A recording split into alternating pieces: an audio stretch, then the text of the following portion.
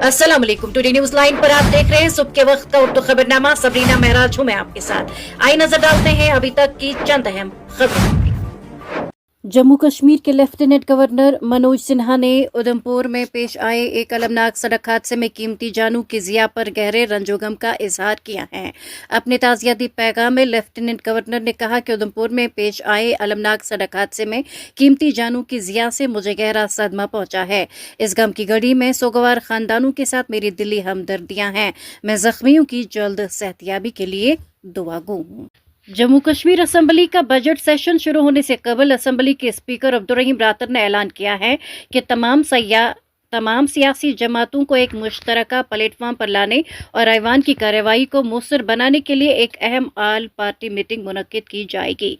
Speaker ने कहा कि इस सेशन के दौरान अरकान असम्बली को अवामी मसाइल को तरजीही बुनियादों पर उठाना चाहिए ताकि लोगों के बुनियादी मसाइल असम्बली की सतह पर संजीदगी से हल किए जा सके।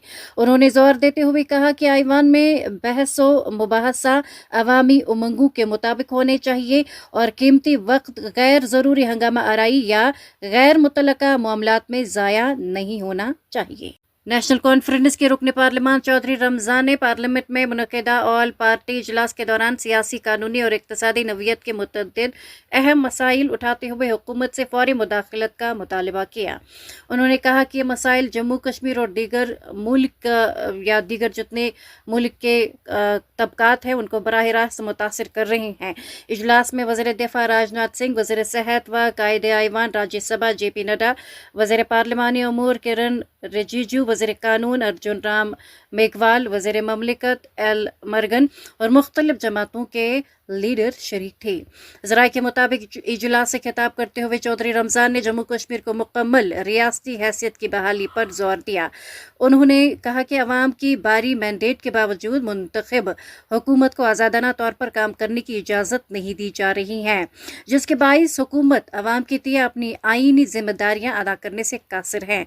कैदियों के मामले पर बात करते हुए रुकन पार्लिमान चौधरी रमजान ने मरकज़ से मुतालिबा किया कि जम्मू कश्मीर के उन कैदियों को जो यूनियन टेरिटरी से बाहर मुख्तलिफ जेलों में बंद हैं वापस लाया जाए ताकि उन्हें कानून के मुताबिक कानूनी इमदाद हासिल हो सके। जम्मू कश्मीर के जिले डोडा में बदरवा पठानकोट शाहरा पर वाक़या चतर गोला पास पर शदीद बर्फबारी के बाद फंसे 40 फौजियों और 20 शहरियों को बॉर्डर रोड ऑर्गेनाइजेशन ने पेशावराना महारत का मुजाहरा करते हुए 38 किलोमीटर तवील बर्फ से ढकी हुई सड़क को खोलकर महफूज निकाल लिया।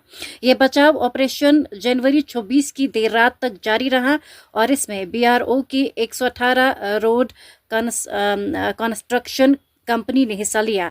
वादी कश्मीर में जारी भारी बर्फबारी ने न सिर्फ ज़मीनी और हवाई राबितों को मफलूज कर दिया है बल्कि कई सयाह और मुसाफिर भी मुख्तलिफ मकामात पर दरमांदा होकर रह गए हैं, जिसके बाइस पूरे खिते में नकलो हमल और रोज़मर्रा सरगर्मियाँ शदीद मुतासिर हो रही हैं। श्रीनगर बैनुल अक़वामी हवाई अड्डे पर मंगल के रोज़ दिन भर उड़ानों की मनसूखी और ताख़ीर का सिलसिला जारी रहा और ख़राब मौसम के बाइस मजमूवी तौर पर 50 परवाजें जिनमें 25 आमद और 25 रवानगी शामिल थी मनसूख कर दी गई।